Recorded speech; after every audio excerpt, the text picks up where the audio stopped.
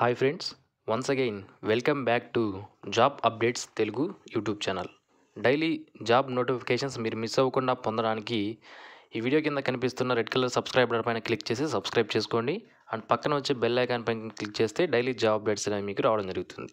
Okay, so friends, మనకి CRPF central reserve police force నుంచి sub inspector, constable మరియు head constable ఉద్యోగాల భర్తీకి నోటిఫికేషన్ అనేది విడుదల చేయడం అనేది జరిగింది.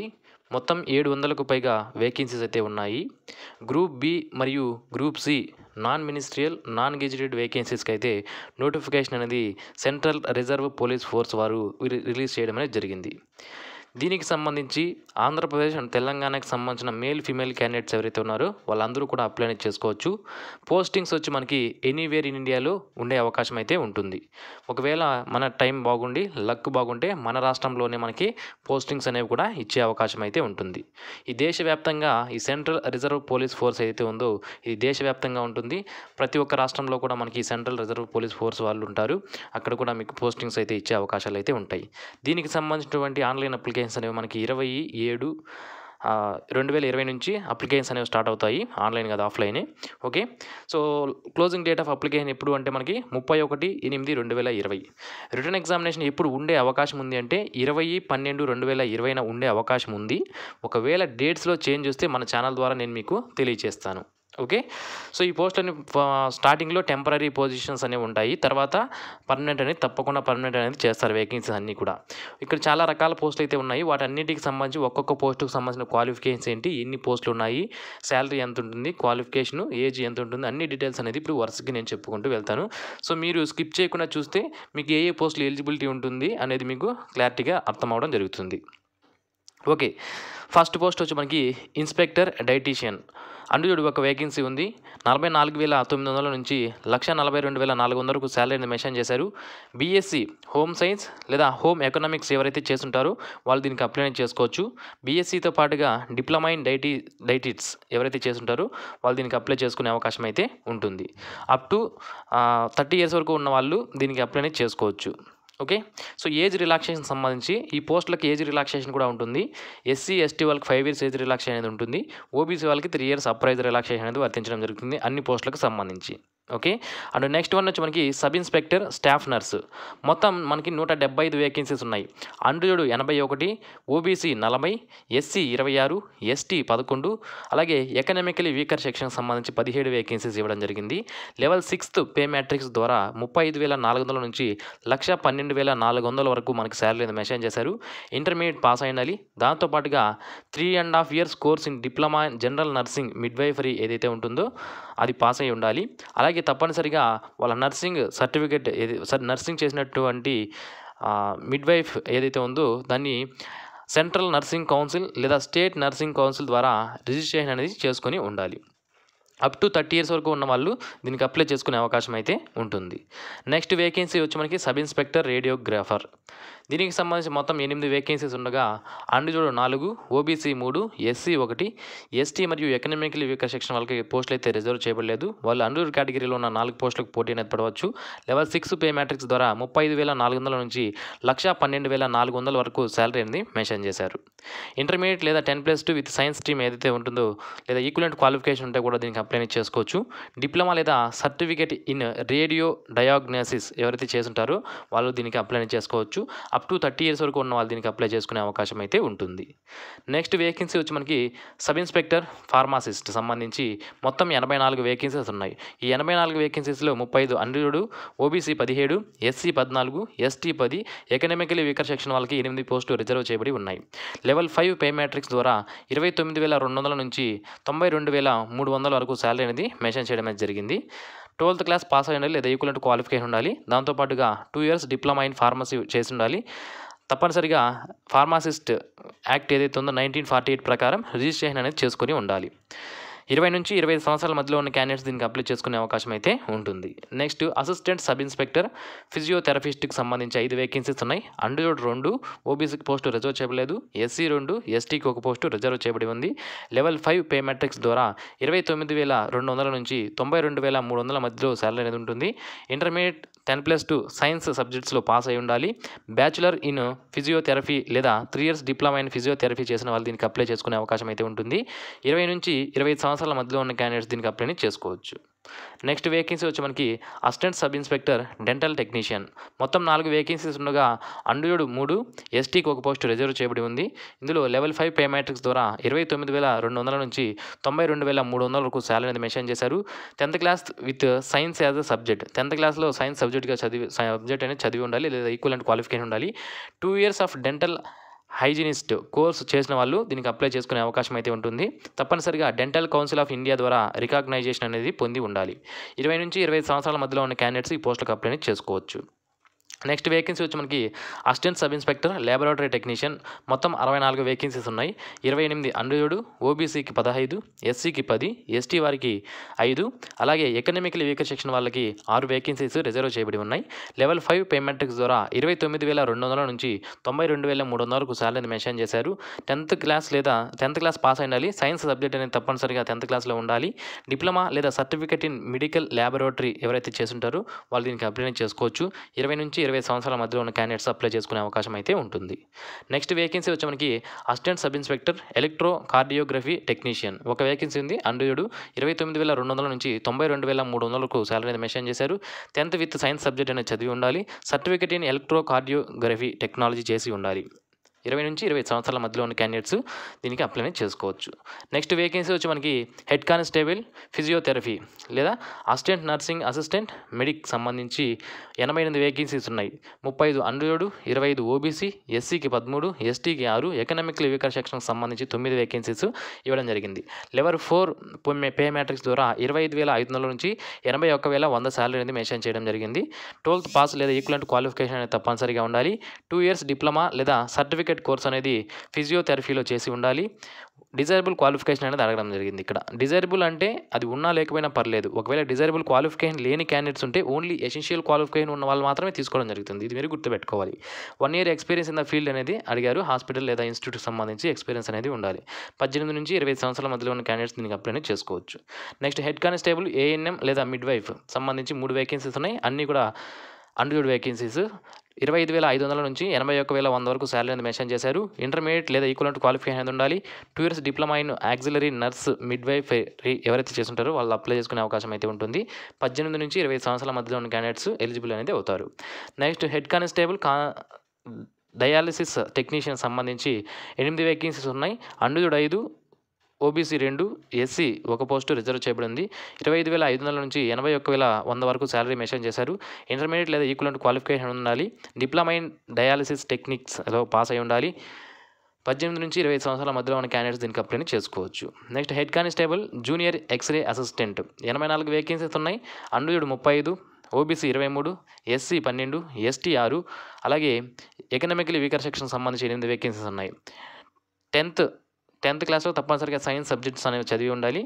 Diploma or certificate of 2 years course in radio diagnosis చేసి ఉండాలి. 20 నుంచి 25 సంవత్సరాల మధ్యలో ఉన్నవారు దీనికి ఎలిజిబుల్ అనేది అవుతారు. Next head constable laboratory assistant సంబంధించి 5 వేకెన్సీస్ ఉన్నాయి. అండర్వుడ్ 4, ఎస్సీకి ఒక పోస్టు రిజర్వ్ చేయబడి ఉంది. Matriculation with science as the సబ్జెక్ట్గా చదివి ఉండాలి. Certificate of laboratory assistant course అనేది తప్పనిసరిగా ఉండాలి. 20 నుంచి 25 సంవత్సరాల మధ్యలో ఉన్న క్యాండిడేట్స్ దీనికి అప్లై చేసుకోవచ్చు. నెక్స్ట్ హెడ్ కానిస్టేబుల్ ఎలక్ట్రీషియన్ సంబంధించి ఒక వేకెన్సీ ఉంది. అండర్వుడ్ 25,500 నుంచి 81,100 వరకు శాలరీ మెన్షన్ చేశారు. 10th లేదా ఈక్వలెంట్ క్వాలిఫికేషన్ అనేది ఉండాలి. డిప్లొమా ఇన్ ఎలక్ట్రీషియన్ ట్రేడ్ అనేది చేసి ఉండాలి. బిట్వీన్ 20 నుంచి 25 సంవత్సరాల మధ్యలో ఉన్న క్యాండిడేట్స్ దీనికి అప్లై చేసుకోవచ్చు. నెక్స్ట్ హెడ్ కానిస్టేబుల్ స్టీవర్డ్ సంబంధించి 3 వేకెన్సీస్ ఉన్నాయి. లెవెల్ 4 పే మ్యాట్రిక్స్ ద్వారా 25,500 నుంచి 81,100 వరకు శాలరీ మెన్షన్ చేశారు. మెట్రికులేషన్ పాస్ అయి ఉండాలి. Diploma in food and beverages services అనేది చేసి ఉండాలి. ఉండాలి. 18 నుంచి 23 సంవత్సరాల మధ్యలో ఉన్న క్యాండిడేట్స్ హెడ్ కానిస్టేబుల్ స్టీవర్డ్కి అప్లై చేసుకునే అవకాశం అయితే ఉంటుంది. నెక్స్ట్ కానిస్టేబుల్ మసాజ్కి సంబంధించి 4 వేకెన్సీస్ ఉన్నాయి. అండర్వుడ్ 2, ఓబీసీ 1, ఎస్సీకి 1 పోస్ట్ రిజర్వ్ చేయబడి ఉంది.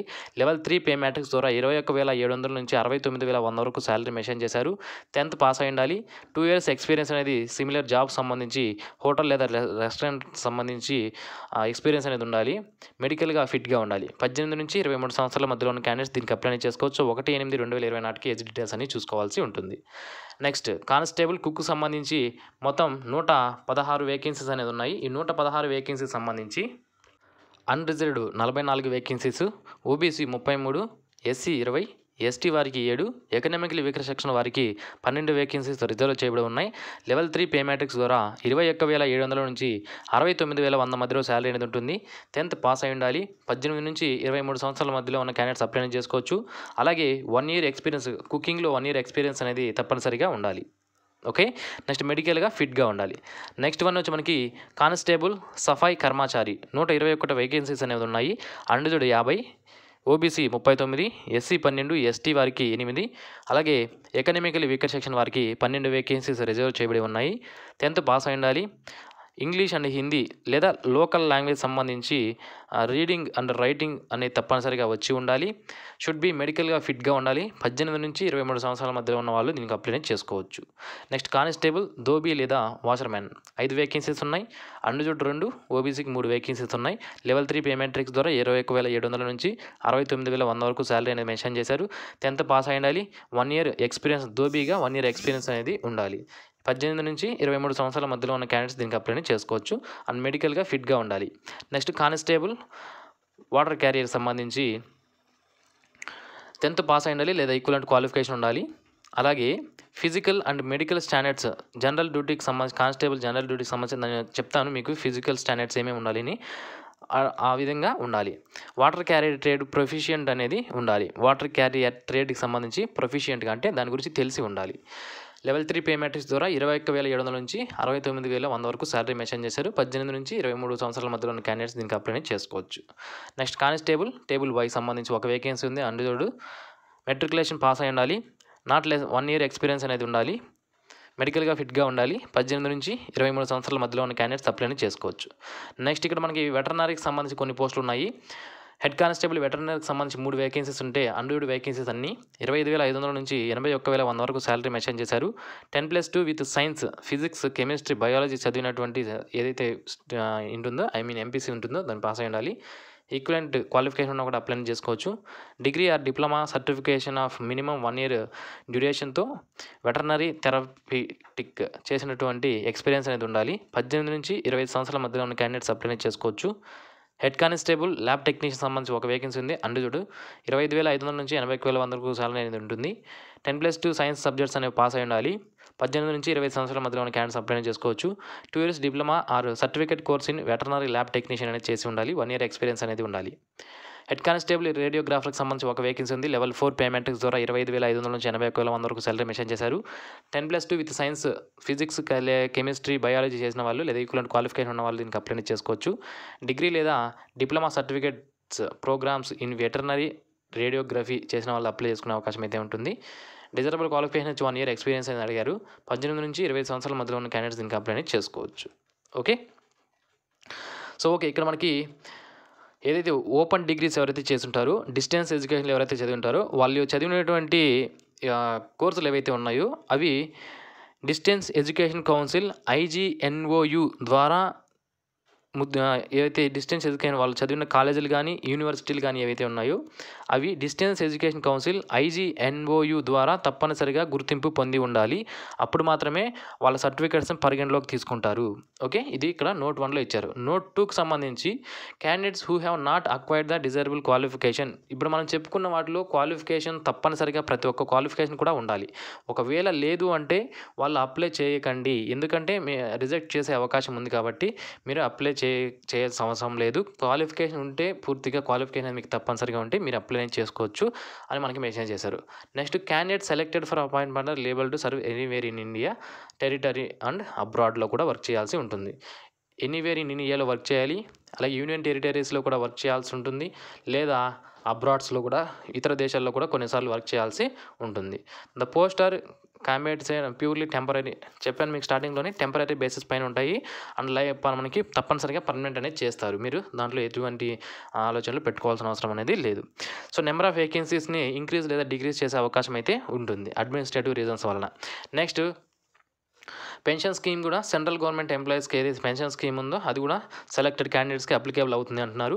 నెక్స్ట్ 10% వేకెన్సీస్ వచ్చి టోటల్ వేకెన్సీస్లో ఎక్సర్విస్ మెన్ ఎవరైతే ఉన్నారో వాళ్ళకి 10% వేకెన్సీస్ అనేవి రిజర్వ్ చేయబడి ఉంటాయని మనకి ఇక్కడ మెన్షన్ చేయడం అనేది జరిగింది. నెక్స్ట్ వచ్చి మనకి ఇండియన్ సిటిజన్స్ మాత్రమే దీనికి అప్లై అనేది చేసుకోవాలి. నెక్స్ట్ నేను ఆల్రెడీ మీకు స్టార్టింగ్లోనే చెప్పాను, ఎస్సీ వాళ్ళకి ఎస్టీ వాళ్ళకి 5 years ఏజ్ రిలాక్సేషన్ అనేది ఉంటుంది, ఓబీసీ వాళ్ళకి 3 years అప్పర్ ఏజ్ రిలాక్సేషన్ అనేది ఉంటుంది. సో నెక్స్ట్ వచ్చి మనకి రిలాక్సేషన్ సంబంధించిన డీటెయిల్స్ అన్ని చూసాము. సో ఫిజికల్ స్టాండర్డ్స్ విషయానికి వస్తే ఇప్పుడు ఫిజికల్ స్టాండర్డ్స్ అనేవి సో ఇక్కడ మీరు చూడవచ్చు. Okay, inspector dietitian, SI staff nurse, SI radiographer, ASI pharmacist, ASI physiotherapist, ASI dental technician, lab technician, ASI ECG technician ASI సంబంధించి, అలాగే హెడ్ కానిస్టేబుల్ ఫిజియోథెరపీ అసిస్టెంట్ లేదా నర్సింగ్ అసిస్టెంట్ లేదా మెడిక్ సంబంధించి, head constable ANM లేదా midwifery, dialysis technician, junior xray assistant, lab assistant, electrician, steward, veterinary, అలాగే veterinary head constable. Okay, head constable పోస్ట్కి అలాగే ASI మరియు ఎస్ఐ పోస్టులకు సంబంధించిన ఫిజికల్ స్టాండర్డ్స్ అనేవి ఈ విధంగా ఉండాలి. అండర్డ్ ఎకనామికలీ ఎస్సీ ఓబీసీ క్యాండిడేట్స్ అయితే తప్పనిసరిగా 170 centimeters హైట్ అనేది ఉండాలి. ఫీమేల్ క్యాండిడేట్స్ 150 centimeters కానీ దానికన్నా ఎక్కువ హైట్ అనేది తప్పనిసరిగా ఉండాలి. చెస్ట్ విషయానికి వస్తే మేల్ క్యాండిడేట్స్ 80 centimeters అనేది ఉండాలి. గాలి పిలిచినప్పుడు 5 centimeters ఎక్స్పాండ్ అనేది అవ్వాలి. ఫీమేల్ క్యాండిడేట్స్కి అయితే ఈ చెస్ట్ అనేది చెక్ చేయరు. నెక్స్ట్ ట్రైబల్ క్యాండిడేట్స్ అయితే ఎస్టీ వారికి 162.5 centimeters మేల్ హైట్ ఉండాలి. ఫీమేల్స్ అయితే 150 centimeters లేదా అంతకన్నా ఎక్కువ ఉండాల్సి ఉంటుంది. So next physical efficiency test విషయానికి వస్తే ఇప్పుడు మనం చెప్పుకున్న పోస్టులకి ఏం టెస్టులు ఉంటాయంటే రన్నింగ్ రేస్ ఉంటుంది. 1 mile రేస్ 7 minutes 30 secondsలో రన్ చేయాలి మేల్ క్యాండిడేట్స్. ఫీమేల్ అయితే 800 meters రేస్ని 6 minutesలో రన్ చేయాల్సి ఉంటుంది. లాంగ్ జంప్ 10 feet ఉంటుంది, 3 chances ఉంటాయి మేల్ క్యాండిడేట్స్కి. అలాగే ఫీమేల్ క్యాండిడేట్స్కి 6 feet 3 chances అనేది ఉంటాయి. హై జంప్ వచ్చి మేల్ క్యాండిడేట్స్కి 3 feet ఉంటుంది, 3 chances అనేవి ఉంటాయి. ఫీమేల్ క్యాండిడేట్స్కి 2.5 feet 3 chances అనేవి ఉంటాయి. ఇక ఫిజికల్ స్టాండర్డ్స్ అయితే కానిస్టేబుల్ పోస్టులు ఏవైతే ఉన్నాయో వాటి ఫిజికల్ స్టాండర్డ్స్ విషయానికి వస్తే కానిస్టేబుల్ మసాచి కానీ, కుక్ కానీ, సఫాయి కర్మచారి, వాషర్మ్యాన్, టేబుల్ బాయ్, వాటర్ క్యారీకి సంబంధించిన పోస్టుల విషయానికి వస్తే అండర్డ్ economic weaker section SC OBC వారికి తప్పనిసరిగా మేల్ క్యాండిడేట్స్ 170 centimeters ఉండాలి. ఫీమేల్ క్యాండిడేట్స్ 157 centimeters లేదా అంతకన్నా ఎక్కువ ఉండాలి. ఇక చెస్ట్ విషయానికి వస్తే మేల్ క్యాండిడేట్స్ 80 centimeters ఉండాలి. గాలి పీల్చినప్పుడు 5 centimeters ఎక్స్పాండ్ అనేది ఫీమేల్ క్యాండిడేట్స్కి ఇది అప్లికేబుల్ కాదు. ఇక ఎస్టీ క్యాండిడేట్ సంబంధించి 76 నుంచి 81 centimeters చెస్ట్ అనేది ఉండాలి. అలాగే ఫీమేల్ క్యాండిడేట్ సంబంధించి ఎటువంటి డీటెయిల్స్ అనేది ఇవ్వలేదు. అలాగే ఎస్టీ క్యాండిడేట్ సంబంధించి హైట్ విషయానికి వస్తే 162.5 centimeters హైట్ అనేది ఉండాలి. ఫీమేల్ క్యాండిడేట్స్ 150 centimeters లేదా అంతకన్నా ఎక్కువ హైట్ అనేది ఉండాలి. ఇక మేల్ అండ్ ఫీమేల్ క్యాండిడేట్స్ ఇద్దరికి సంబంధించి కానిస్టేబుల్ పోస్టులకి సంబంధించి ఫిజికల్ స్టాండర్డ్స్ ఏముంటాయి, ఎఫిషియన్సీ టెస్ట్లు ఏముంటాయంటే మేల్ క్యాండిడేట్స్ 1.6 kilometers రేస్ అనేది ఉంటుంది, 10 minutesలో రన్ చేయాలి. ఫీమేల్ క్యాండిడేట్స్ కూడా 1.6 kilometers 1 mile రేస్ ఉంటుంది, 12 minutesలో వీళ్ళు రన్ చేయాల్సి ఉంటుంది.